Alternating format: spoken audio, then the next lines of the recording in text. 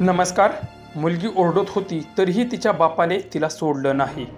आधी आईला, नंतर मुलगीला त्या नराधम बापाने केलं असं.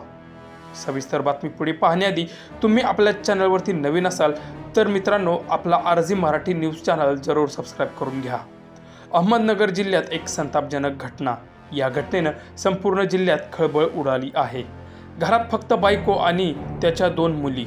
त्या नराधम बापाने पोटच्या लेकीसह पत्नीला पेट्रोल टाकून पेटवून दिल्याचा धक्कादायक प्रकार उघडकीस आला आहे. या नराधमाने एकाच वेळी तिघांना जिवंत जाळलं आहे.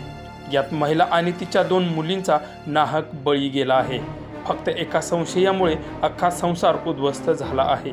नगर तालुक्यातील पिंपळगाव लांडगा येथे ही हृदयद्रावक घटना घडली आहे. गावातील लांगडे कुटुंबावर दुःखाचा डोंगर कोसळला आहे. सुनील लांडगे या इसमाने त्याची पत्नी लीलाबाई आणि त्याच्या 2 मुली यांच्या अंगावर रॉकेल टाकून घरातच जिवंत जाळल्याची घटना सोमवारी सकाळच्या सुमारास घडली.